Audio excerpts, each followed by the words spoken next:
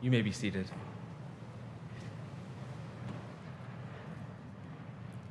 Dying, Christ destroyed our death. Rising, Christ restored our life. Christ will come again in final glory. As in baptism, Robert Gene Bullard put on Christ, so in Christ, now he is clothed in glory. Here and now, dear friends, we are all God's children. What we shall be has not yet been revealed, Scripture says, but we know that when Christ appears, we shall be like him, for we shall see him as he is. Those who have this hope purify ourselves as Christ is pure. It's so wonderful to be gathered here today. My name is Reverend Trey Witzel. I'm one of the pastors here at McFarland Memorial, and this is one of the first large funerals I've had the opportunity to do in about 2 years. And there's been a lot of loss and grief where people haven't been able to gather, and so I give thanks to God that such a large family and friends could be here to comfort and support each other face to face, embrace and embrace. And so I want to thank you all truly from the family and from my own heart to be here to pay honor and to give thanks for a life well lived as we celebrate the life of Gene. We come together in grief, acknowledging the real human loss that we feel in this moment. And so I pray that God would grant us grace that in pain we may find comfort, in sorrow, hope, and in death, resurrection. It's a joy and honor to have and welcome Reverend Charlie Curran here, a friend of Gene and the family, to help guide us through this grief and memories as we honor Gene here today. And so, Charlie.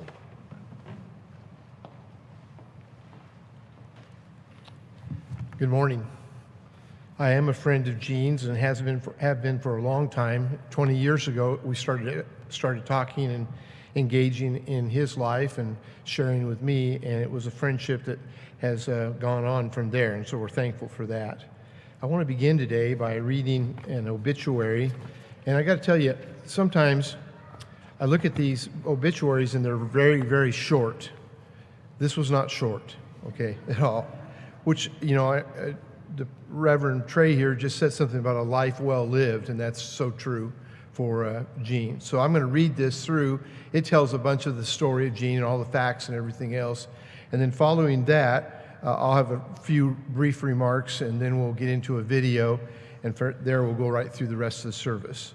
So Robert Eugene Gene Bullard, 71, died at his home on March 3rd, 2022, following a valiant fight with cancer. He passed away peacefully, surrounded by his 4 children who loved him fiercely. Gene was born in Prague, Oklahoma, in January 23, 1951. He was the third of 8 children born to devout Catholic Italian nurse Linda and Farm Bureau community leader and avid golfer Bill Bullard. Gene was raised in Chickasha, where he attended St. Joseph's Catholic School through the 11th grade and graduated from Chickasha High School. He attended both Oklahoma College of Liberal Arts and the University of Oklahoma. Following his time on a dude ranch in Colorado, Gene worked for Moto Photo in Oklahoma City and later owned a Moto Photo franchise in Tulsa. He sold the franchise and spent several years as a caregiver for his father in Chickasha. During his time there, he pursued his lifelong passion of sports as the radio play-by-play announcer for the Fighting Chicks high school football and basketball teams. He then spent many years as a machinist with Coors Trek in Oklahoma City, retiring in 2020 to perfect his golf game and to spend more time with his adoring grandchildren. To know Gene was to know joy. He was charming and warm and a natural friend. He was a devoted family man who played an incredibly important role in the lives of many as Dad, Papa Bear, Daddy, Pops, Uncle Gino, Ball Game, E5, REB, Rebounds, I guess, HH, and a friend.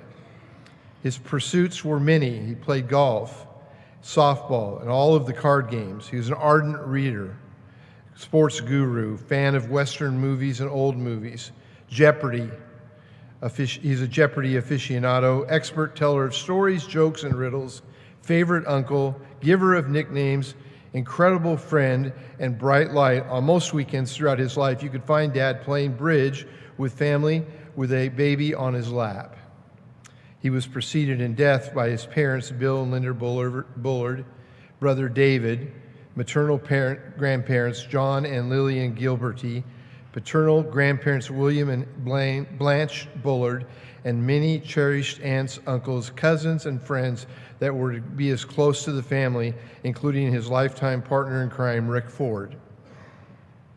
He leaves behind his forever grateful children, daughter Christy and husband Zach Laird, daughter Angela and husband Zach Skinner, son Jake Bullard, son John Bullard, and his cherished grandchildren, Claire Skinner, Will Skinner, and Barrett Laird.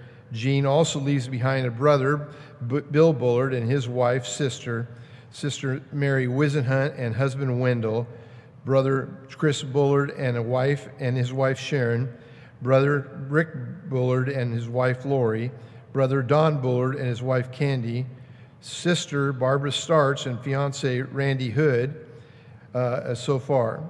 All who will miss him dearly, but look forward to the feeling of his continued presence here on earth and seeing him again in one day. Now, friends, that's a big obituary, and there's all kinds of stories that could be told that you all would do a better job in telling those stories than I would. But we're going to continue on then with this, and I'll just deliver some few remarks from the Scripture, and then we'll go into the video and all of that's going to happen. As we hear about many different aspects of Gene Bullard, there's some very clear pictures that emerge. Gene loved his family well, and I really believe that he did. He always had a heart for his family. He always had time to help with grandbabies. He was the baby whisperer, is what one family member called him. He was a man who loved his family fiercely. That word showed up in the obit, too. I thought that's really interesting. He loved his family fiercely, and his family loved him fiercely just as well. Whether it was caring for the grandbabies or his love for his 2 sons and 2 daughters, Gene was about family. He showed up for his family. He led a life that would present many memories for those who loved him most, family. He was welcoming to everyone in life. He had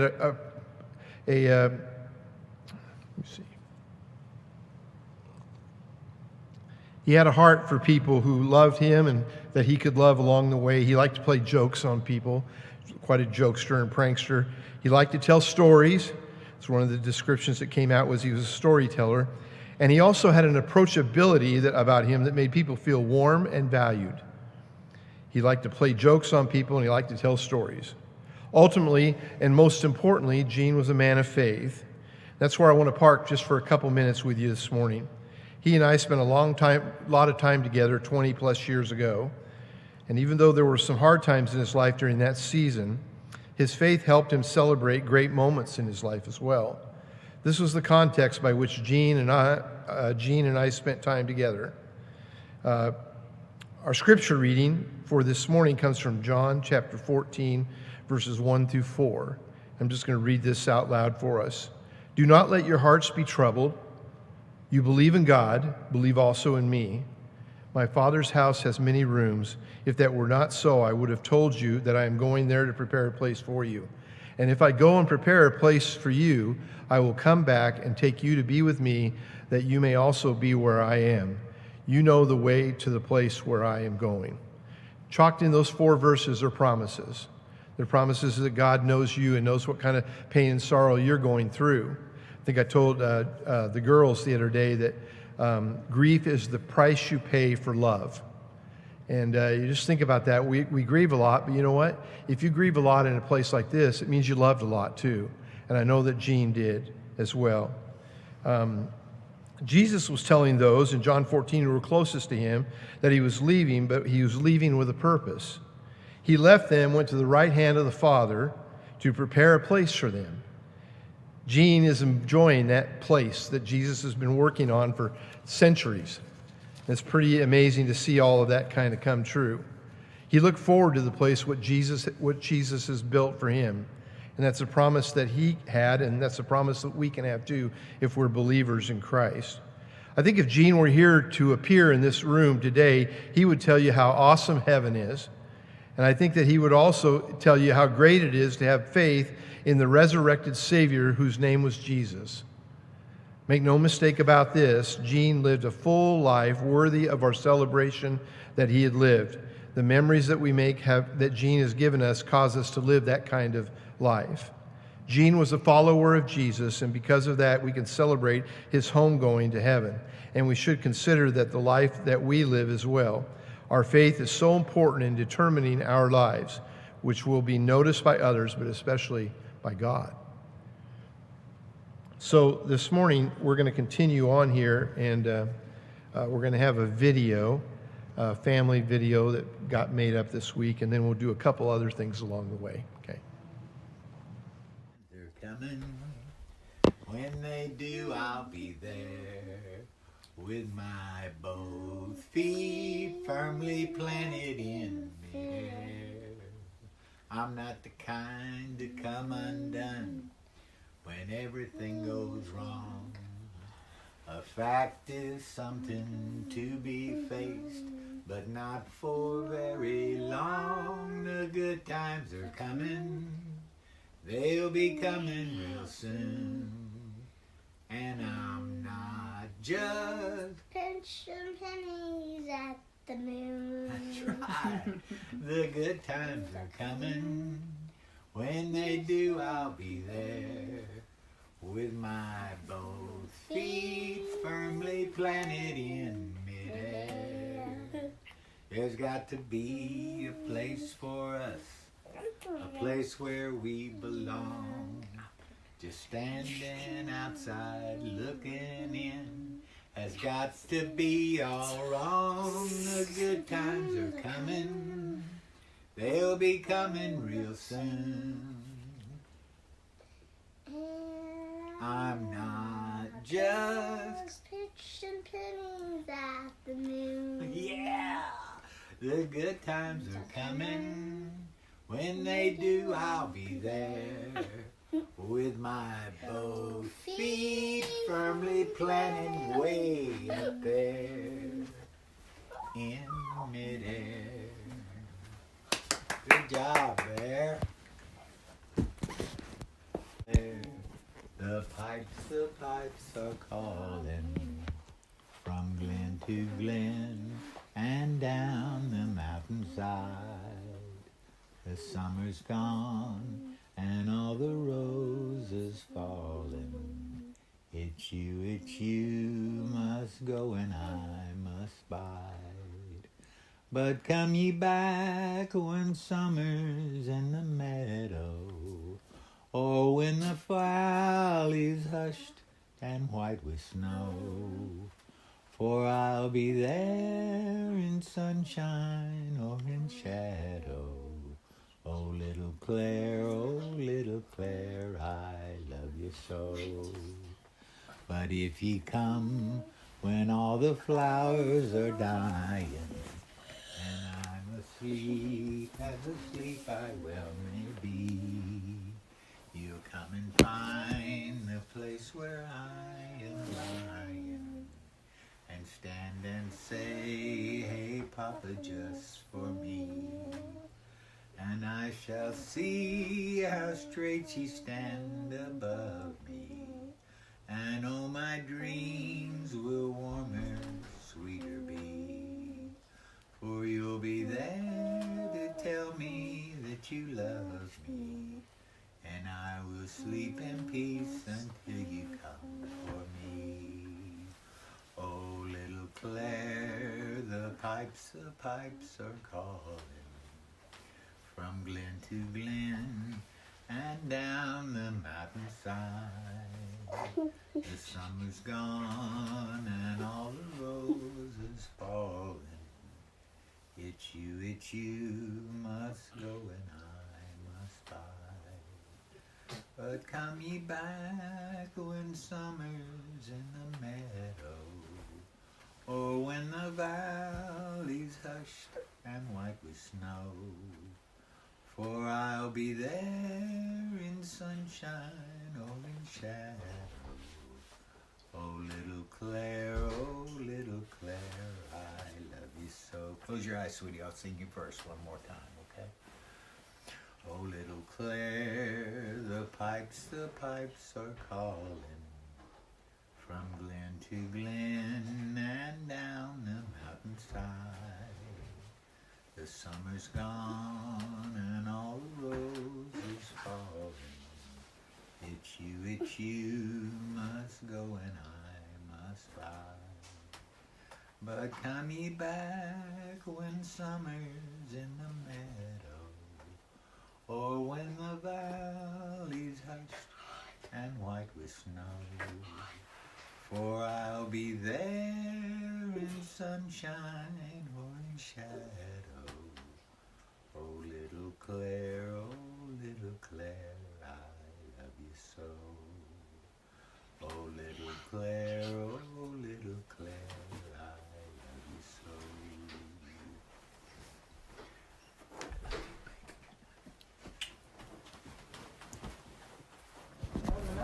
Where are we going? I used to sing this. This used to be her night song when she was little like you. I'm here. I'm ready. It is a night. Today, while the blossoms still cling to the vine, I'll taste your strawberry, I'll drink your sweet wine.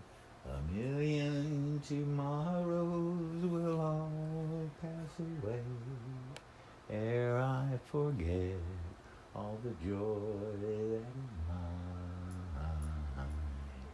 Today, now I'll be a dandy and I'll be a rover.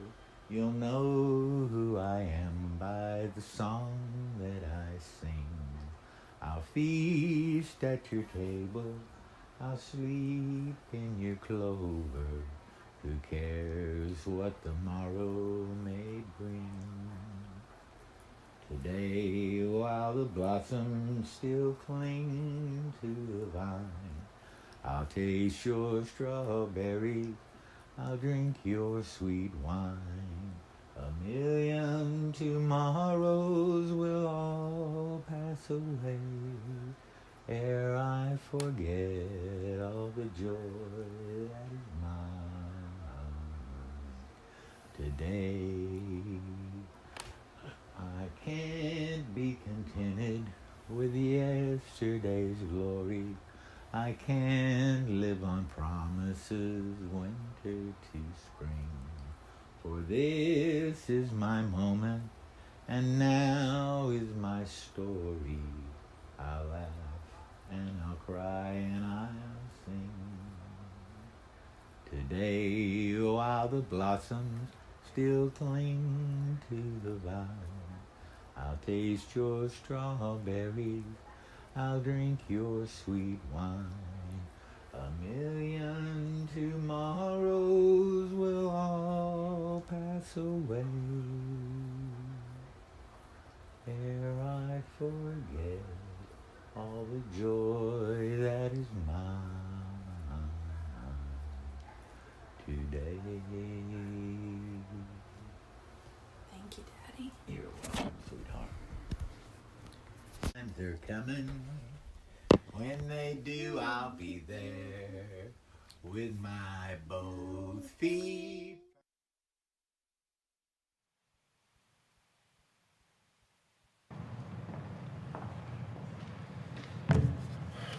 Beautiful video, isn't it? I knew Gene could sing, but that's pretty good singing right there, isn't it? And I love all of that for us today. Now what we're going to do is have some recollections from family members. This will be Jake and John, Don Bullard, and Bill Bullard. So if you all would make your way up here, we'll just do it in order of the program. So.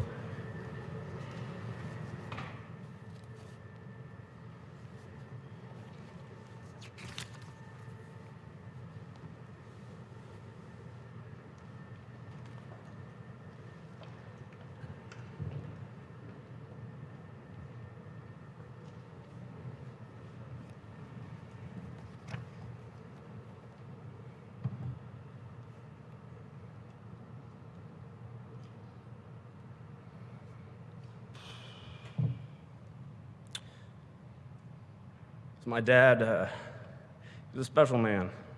Funny, charming, with a warm demeanor that was very welcoming and supportive. One of his many talents was consoling others through difficult times. He was kind and courteous to everyone he met, unless you ran out of corn at KFC.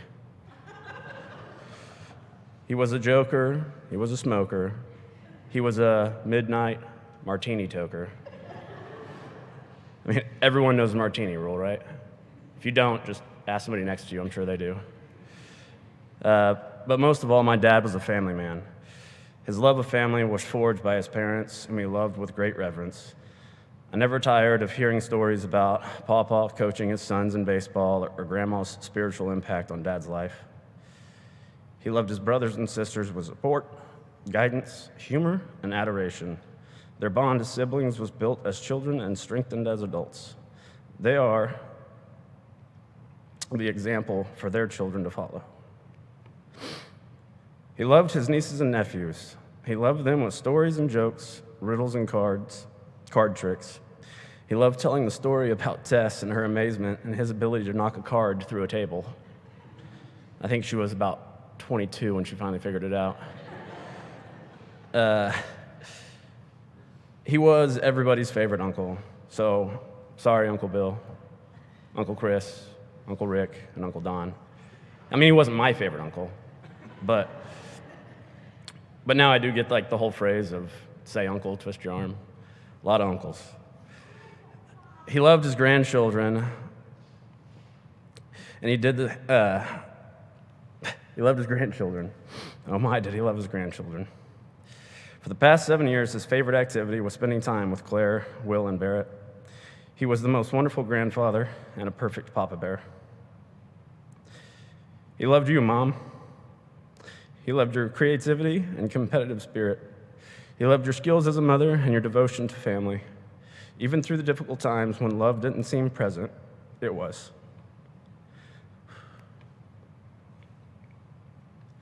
Most of all, he loved his children. His only real passion in life was to be a father. Nothing else mattered as much as us kids.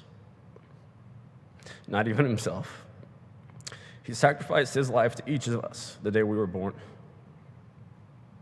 His first, Christy, the leader, the warden, the caretaker, he would tell me stories about how she changed his life and how he would rush home every day after work to hug her and hold her because he missed her so much. Angela, Lomain, the target of his jokes and public embarrassment. Evidence of that has been included in your programs. Dad would never wear a weed hat, I promise you. Or the garment. He loved throwing her curveballs and watching her squirm, telling her stories that ended up being just jokes that Angela was so gullible to. Yeah, he showed his love for her, though, with spiritual guidance to calm her ever rapidly beating heart. I, the obvious favorite, was loved with coaching and expectation. He always dreamed big and thought I could do anything I wanted. He was my role model, my confidant, and my critic, always prepared to chew my butt if I got out of line or needed to be reminded how to behave. His last, John, the love he and John shared was different. Dad was older then, and life was difficult when John came to live with Dad.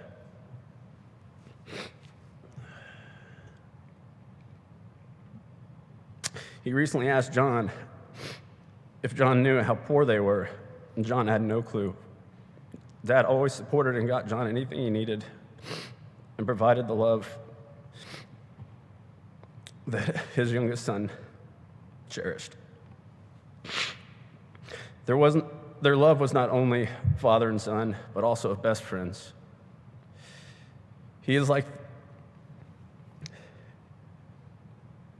John is more like Dad than any of us. I'm sure talking to John now is like talking to Dad in his younger days. So, aunts and uncles, I get it. He loved you, Zach, and Zach. He loved you, Skinner, for your excitement in life and your devotion to his daughter. He loved you, Laird, for your strength to pull yourself up by your own bootstraps to become the man you are, worthy of his first. And he loved you, Hales. He loved your card-playing ability and always bragged to everyone about the beautiful flowers you would bring him. You will always be one of his girls.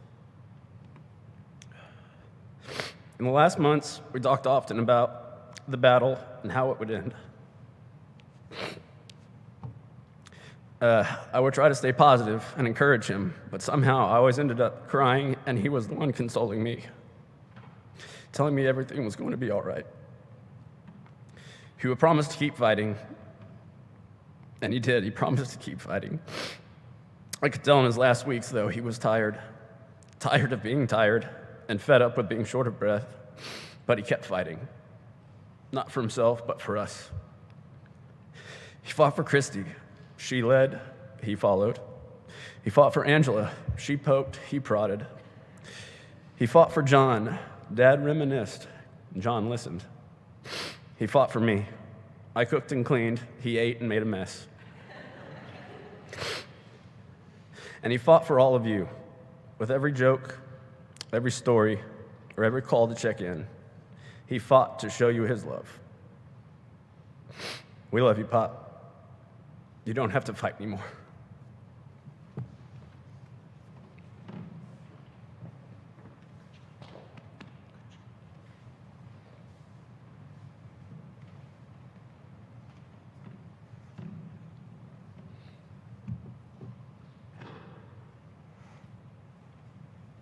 Hello, everyone. I'd like to thank you all for coming out to join us in celebrating the life of my father, our father. My father was many things to many people. The man you knew was a son, a brother, an uncle, a coach, an advisor, a friend, and a confidant. But today, in honor of the man he was to me, I'd like to share with you all a little bit about the childhood he gave me. As many of you know, Gene was a play-by-play commentator for high school sports at the Chickasha radio station, Cool 105.5, for many years, which made for dozens of long trips all over small-town Oklahoma. For me, at a young age, these games were the perfect playground. I got the chance to meet other kids, to explore strange places, and to get swept up in dramatic state finals games. Nothing was sweeter than the looks on the other kids' faces when I got to go courtside or into the press box and leave them behind. And check in with Gene and George, Chickasha's G-men. He coined that phrase, by the way. As fun as the games themselves were, as I got older, I grew to appreciate what they did and just how challenging a job it actually was. For those of you not familiar with the Chickasha Fighting Chicks athletics program, making those games seem close and engaging was a nigh impossible task. Hey, we got alumni. And then they know. Incidentally, he once lent his commentating expertise to one of my flag football games, where he announced all the players, naming me John the Hammer Bullard. That was one of his only nicknames that didn't quite stick. Still, exclusive access, lively games, and new places were not my favorite part of those late nights with Dad. Long after the stands had cleared and the equipment had been packed away, we'd load up in the car and begin our drive home. Without exception, he'd fill those long nights under the lights of the highway with song. He'd sing countless old songs with his Catholic school-trained voice and encourage me to sing along, as you guys heard with his grandbabies. My fatigue would overwhelm me, and when that would happen, he would know that it was time to sing my favorite, Oh Danny Boy, except he'd sing Oh Johnny Boy. I used to get mad at him because I knew that once he started singing that, I'd fall asleep for sure. To this day, that song remains my favorite. Thanks to Angela, we have a recording of Papa Bear singing Oh Little Claire to his beloved granddaughter, and nothing fills my heart more than knowing that the love he gave to me is only a fraction of the love he gave to all of us. And there's just one more thing I'd like to share with you. Dad requested that I share this when the day came, just as I shared it with him on one of our final trips to the hospital. This is to Dad, reasons I love you in no particular order. You would always get me Funyuns from Jay Bodie's whenever you'd stop there. You knew how to deal cards and knew how to make sure everyone else knew, too. You taught me to love cinema, even corny cinema. especially corny cinema. You're funny, but more than that, you have a great sense of humor, without which life is ugly and dull. You always kept the treat jar stocked with the best stuff. Guys, Hostess cupcakes are not underrated. You gave me too much money for the concession stands at the high school games you took me to. You let me play football. You let me quit football. Thank you for that. You gave me 10% of your casino winnings when you'd go play poker. That was a racket. You're the best Jeopardy player I have ever known, and I'm sorry, siblings. The competition was fierce. You taught me that Cheez-Its will flavor popcorn, and popcorn will warm up Cheez-Its. A lesson I have never forgotten. Your mind has always been open, but not so open that your brain falls out. You told me to watch my top knot, and you presumably watched yourn. You'd rather switch channels to something completely different than what you were watching than watch a commercial, only to switch back when that channel had a commercial, never getting anywhere. You corrected my grammar and vocabulary, ensuring that I'd spend as little time sounding dumb as possible. You came up with the best nicknames. Toe Bucket, Ukri Butt, Bondini, Jake, and 1,000 others. You taught me a dozen card games. You taught me to worry about what I think of me and not what anybody else might. You got me to read Louis L'Amour because 600 episodes of Gunsmoke and 100 John Wayne movies were not nearly enough Western. You could recite The Night Before Christmas from memory, and you were always in touch with your good friend Nick. You got us a pitchback net for the backyard, and that thing was so cool. You never gave up on your short game. Lesser men would have. You taught me that the road is dangerous and to take driving seriously. I do and always will. You sang me to sleep on dozens of long car rides home. I don't think I've ever slept as soundly since. You raised my siblings, who are the best family that I could ever ask for and will continue to fill my life with love for the rest of my life. When kids grow up, they usually have a moment when they realize that their parents aren't the wisest people in the world. When I grew up, I realized that you were every bit as wise as I had always assumed. You taught me not to sweat the small stuff. You taught me to think for myself. You taught me the importance of family.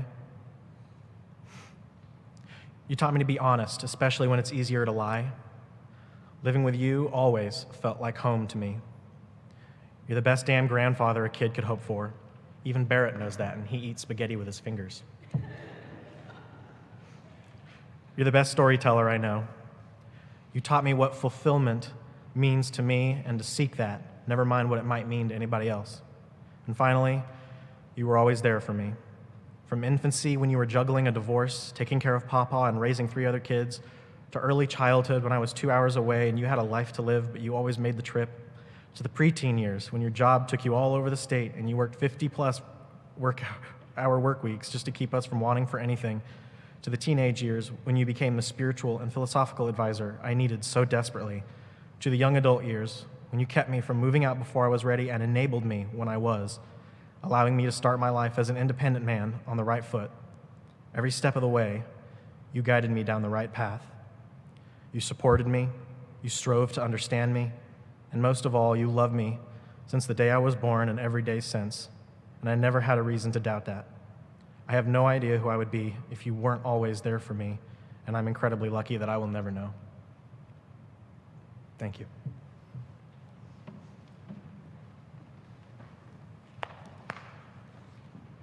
I'm going to use paper. I feel like a Progressive commercial right now. So, you get a reflection of Gene when you listen to these boys talk. And if you know these girls, you know they too reflect their father. To me, that's the best compliment I can give you guys. I'm Don. I'm the 7th of 8, Gene's younger brother by 9 years. I'm an attorney. I speak and write for a living. This is unequivocally the most difficult thing I've had to write. I don't think I'm articulate enough to express my feelings for him, and there are just too many stories to tell. You just have to pick the right ones. Most importantly, I wanted this to be worthy of this moment for him. Like the rest of my siblings, we got to experience and observe Gene on a lot of different levels. He's a son, grandson, uncle, father, grandfather, and friend, but he was our brother. And I hope to give you an understanding what it meant to us, Rick and Barbara and myself, as him being our big brother. I'll leave Bill to speak to you about his big brother, about being his big brother. But when you start to think about Gene's life, you just have to think about humor, wit, and the importance of family. These are all themes you're going to hear from all of us because that's the way it was. Because of the age difference, it was several years before we could compete on the same teams, and he was always supportive of me, sort of. My senior year of high school, I can particularly remember we were playing Ada, and I fumbled into the end zone.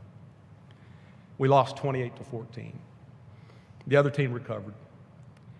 As it turned out, Mom had gotten the program that had the ticket for the game ball in it, so they had the game ball. Dejected from my failure and unfortunate contribution to the outcome, I emerged from the locker room, and those of you who've ever been in Chickasha know it's these concrete stairs as you come up out of the bottom of the stadium, and there's Gene. He's spinning this ball up in the air. He says, "Here, see if you can hold on to this one." Made me laugh. It was at once the cruelest and funniest thing that ever happened to me, and I still do laugh about it. And somehow he just knew that that's what I needed to hear. He umpired our Legion games because of our age difference. I was the catcher on that team, and I witnessed firsthand as he threatened to throw out this substitute coach. Now, our coach had gone on vacation and asked this other coach to coach. Well, the substitute was my father. And when he threatened, he said, "Coach, I'm going to run you. If you don't get back in the dugout." I did not know what to do. I didn't know if Dad was going to hit him or what, but Dad just turned and walked back. I was personally lucky to compete with him on softball teams, Athletic Village, our first team. On a prior team, however, his prowess at third base was so recognized by his teammates that they snuck into his apartment, took his jersey, and had E5 stitched on his sleeve because he was a third baseman who made a lot of errors, apparently. And he loved it. He kept the jersey. And while all my siblings have their own memories, I'll always treasure those 6 years of play and travel as an equal with my older brother. And at the end of those 6 years, he stood by me as my best man when Katie and I got married. You've seen pictures of him on the horse, because in the middle of college, he decided he wanted to go to Colorado for a summer and work on a dude ranch. He came back 3 years later because he figured out that he could work the ski lifts and ski and live in some trailer with some little heater. So he just stayed. He didn't come home. He loved helicopter rides, sailing, playing bridge, poker, and his red and white Cadillac Coupe de Ville. It was the biggest car I've ever seen. He loved playing golf, as you all have heard, and he seemed to always create these betting games where he would eventually win, and even though he had this handicap that was never lower than any of us. And when he would make a birdie, notwithstanding the fact that we always played ready golf, which means whoever's ready to hit, as opposed to whoever had the best score on the previous hole, whenever he had a birdie, he would go to the next tee and say, "Anybody have eagle?" He was a regular participant in our annual golf tournament, the Hansel Invitational at Grand Lake, and fittingly won it for the first time this last year. He looked forward to that event every year, was planning on playing in June this year. 10 days before he passed, he and I were talking, and he said, "I just need a little time to get ready." Held up his arm, said, I don't have much muscle left, but I'll get there. You can look at the list of honorary pallbearers to know how much it meant to him. Each of those guys is here, and like all the pallbearers, were specifically selected by Gene. He organized poker games with brother Chris being sure to include Jake, John, and his nephews. Never missed a family function. Prepared his favorite side dish, barley casserole. I think it was the only one he could make, so he just kept making it. He was the first to congratulate on the birth of a child or a grandchild. I still have the voicemail he sent me when Lucy was born in October. Further emphasize his feelings about family. You might note the pallbearers are sons, sons-in-law, and nephews. Honorary pallbearers are all nieces. First and foremost in Gene's life were his children. Well, until he had grandchildren. Claire, Will, and Barrett were the light of his life. I was with him on Barrett's birthday when he couldn't attend. Christy called to do a FaceTime with him, and he had been sleepy and was not feeling well, and he just lit up talking to Barrett. He and I did have these discussions about the elusiveness of effective parenting. He once told me that children by their nature will always test their boundaries. He said, and I quote, "They will see how far they can push those boundaries. If you don't teach them what their boundaries are, they get lost." Pretty profound stuff. When he found out he had stage 4 cancer, he was told he had 6 months to live by an oncologist in Norman. It was arranged for him to get a second opinion, and he saw a doctor recommended by our daughter Mackenzie at Stevenson Cancer Institute. Now, the reason I bring that up is because of that recommendation, I was anxious to hear from him what he thought about the new doctor, and I called him. I said, "Did you like him?" He said, "I really do. He gave me 5 more months than the other guy." You know, I did some research and found those who are diagnosed with a terminal disease generally go through the same 5 stages of grief: denial, anger, bargaining, depression, acceptance. He bypassed the first 4. Never heard him get upset, never heard him complain. He only experienced the latter, and that was in a determination to beat cancer. That was the acceptance. Pretty remarkable, but really not unexpected from him at all. Gene fought cancer until the fight was taken out of him by a series of horrible bad breaks. Yet he never complained, and in the peace he passed just how he would have wanted, surrounded by his children. Author Jack London once wrote, "The proper function of a man is to live, not to exist. I shall not waste my days in trying to prolong them. I shall use my time." Gene used his time in life as well as anyone I've ever known. I wanted to end by recognizing his children and their spouses for a simply amazing job of taking care of him over these past 16 months. You took him through this ordeal, and you remind us, and we want to remind you, that as a rather large family, we're always there for you. Forgive me, Father, but rest in peace, Puss. We'll see you again soon.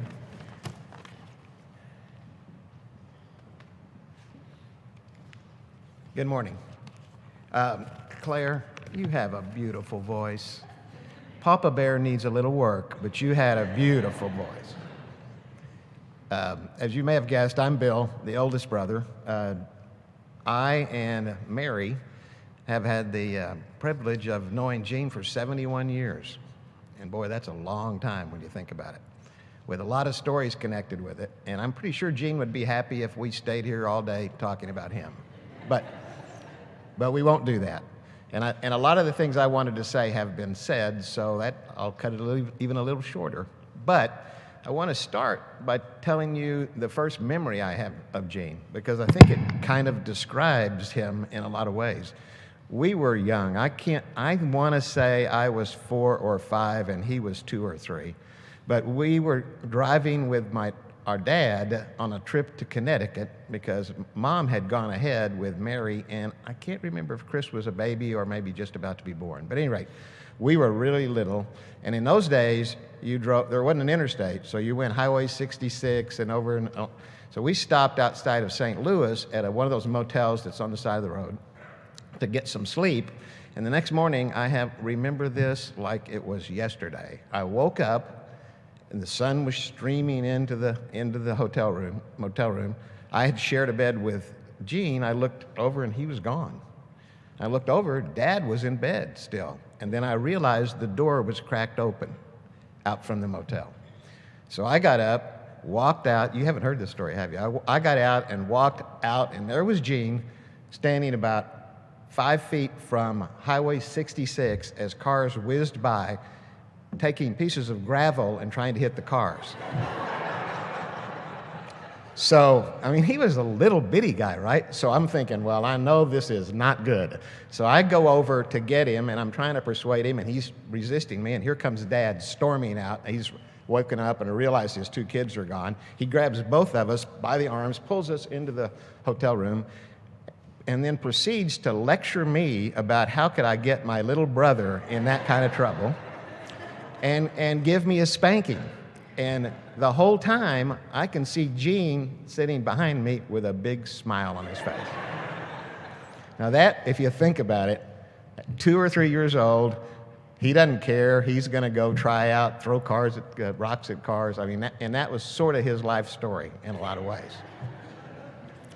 So you've heard a lot of this, but just think about 3 big things from my perspective. One is, what amazing and fulfilling life Gene led, okay?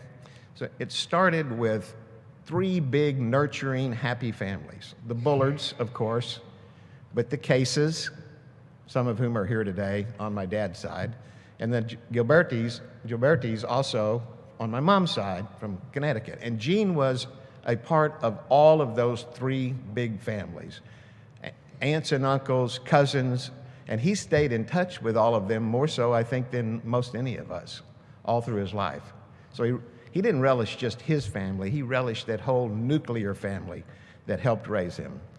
He was also educated by Franciscan nuns. Now, most of you probably haven't been through that process, but let me tell you, it was a serious education, and they tried very hard to teach Gene discipline, but it didn't really ever take. It really didn't. But they also taught him faith in God, that curiosity was important, and that you could do anything you put your mind to. So I will always treasure that education, as I know Gene did. He was also, as you've heard, a college student, a working cowboy for 2+ years, a business owner, a lifetime golfer, on a state championship softball team, he would be proud to point out to you, a sports broadcaster, a caregiver to Dad, and most importantly, father, grandfather, and uncle extraordinaire. So think about all of those elements rolled up into one life, and you begin to get a sense of my brother Gene. I mean, what kid wouldn't want to be a cowboy or a sports broadcaster, right? And he got to do both of those things. And what parent or grandparent wouldn't want their kids or their grandkids to say how important they were in their lives? So that's the first thing. And by the way, if you haven't, you've already heard it from Don, but I thought almost everybody in the room had already probably heard that Gene won the last golf tournament he played in, because he told everybody, and somewhat repeatedly, actually. But the other thing about his career was I do remember I went to visit him when he was working on the Dude Ranch in Colorado. And I remember sitting with him, and he was explaining to me how every morning when the dudes were coming in, he liked to get on his horse and ride around and do a few fancy Dan tricks and even get the horse to rear up so that the dudes would understand that they were dealing with a real cowboy. Now this was a guy whose only cowboy experience before that had been watching Rawhide or Ponderosa and riding a stick horse around the house. But that was kind of typical of Gene. When he got into something, he got into it. He became that person. So the second thing is, and you've sensed it today about Gene, is I've come to a new appreciation of how many people really loved him. I mean, it's amazing to me. I mean, not just family members, but caregivers, people he met on the street, his softball friends, his golf friends, his teachers. Everybody really did love Gene. In fact, that old Everybody Loves Raymond show kept flopping through my head, and I'm thinking, move over, Ray Romano, because Gene Bullard's in town, and everybody really does love Gene Bullard. And most interesting to me is I think he actually became friends with lots of my college friends, and in the end, I think they liked me, but they loved Gene. Go figure. In fact, a good example of how important Gene was a friend of mine named Dan Skull, who was student body president at OU, and a good friend of mine. He met Gene two times, maybe 35 years ago, and they went skiing. And he heard about Gene's death, and he called me and he said, "I can't tell you how much I love your brother. I can't tell you how important those few days I spent with him were to my life. And by the way, I'm making a donation to the Stevens Health Center on his behalf." This is a guy who hadn't seen him in 40 years, 35 or 40 years. So, then finally, I want to talk about the legacy that Gene left behind. And you saw it today, these 4 spectacular kids. Terry, you and Gene did a great job raising these kids.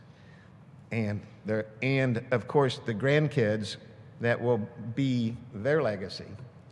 But it doesn't stop there when you think about it. The qualities that Gene had, that sense of humor, that love of family, that take on any challenge become involved in whatever you're involved in to the 100%, those are qualities they have.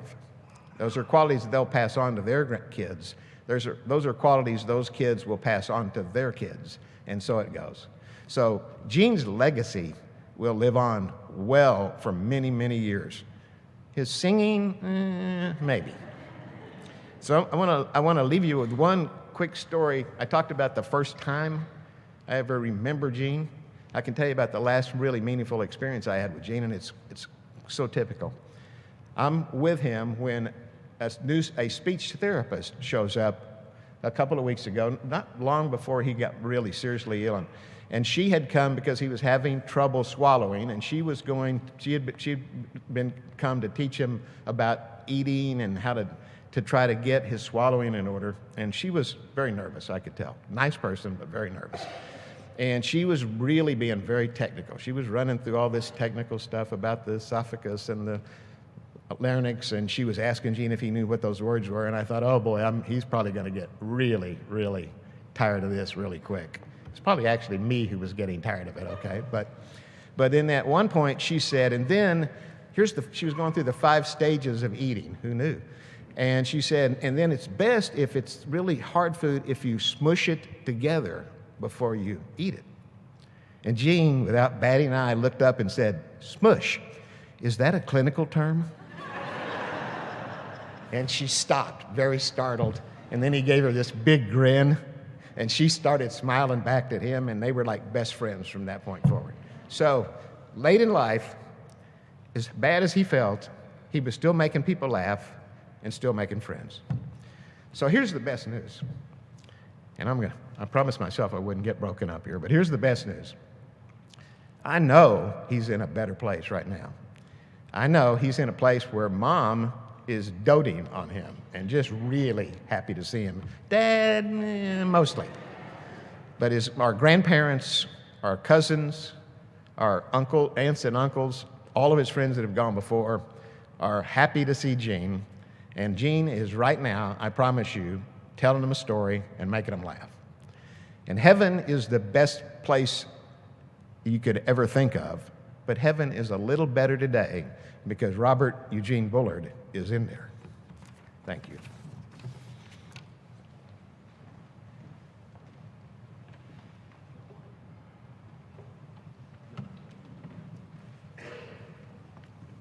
I never had the opportunity to know Gene, but I feel like I do now. Those were excellent family reflections. That's one of the hardest things any sibling or child can do. And that was so impressive. So this is being live streamed, so if you ever find yourself in this situation, go back and watch these 4 family reflections because y'all did Gene well. It's now that time of our service where after sharing these memories, and I'm sure you all held your own deep memories as they were reflecting, let us all stand and testify to the grace of God as we sing Amazing Grace. That's page 378 in the blue hymnals before you. And Christy wanted to sing all 6 verses, but Angela talked some sense into her. So we'll just be singing verses 1, 2, and 6 today. Let us testify.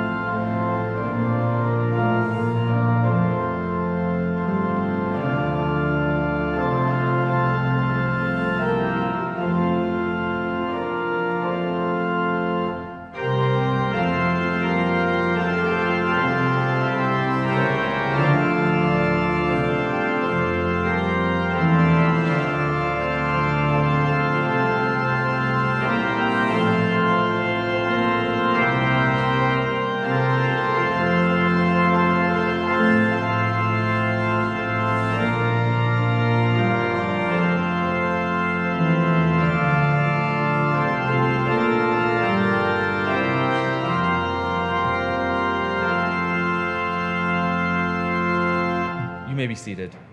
And as you are, I'd like to invite our pallbearers to come forward in the funeral home as we bid a see you later, a thank you, and an I love you to Gene. Gene will come forward and he'll be led out, and I'll invite everyone as he's led out to remain seated for a few announcements and a closing prayer about this afternoon. Pallbearers.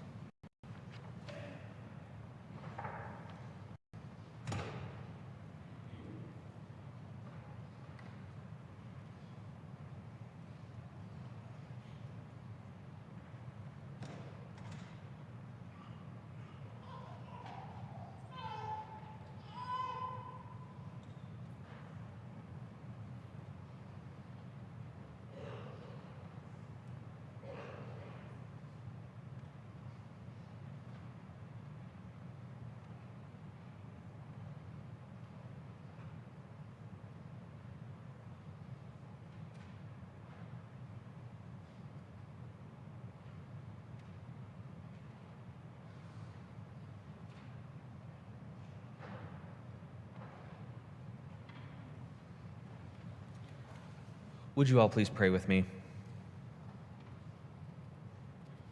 May the Father, from whom every family in heaven and on earth is named, according to the riches of God's glory, may you be granted the strength, with a strengthened mind through God's Spirit in your inner being, that Christ may dwell in all of our hearts through faith, that all of us here may be rooted and grounded in love. May all of us be able to comprehend with all the saints what is the breadth and length and height and depth, to know the love of Christ which surpasses all knowledge, that all of us may be filled with the fullness of God, that God would give us the strength, the wisdom, and the desire to do your will, O God. Amen. Now the family will be waiting for you once they leave this place in our atrium, which is just out these walls. Follow the carpet until you reach the tile, or you could just follow the smell of Italian food. You won't be able to miss it.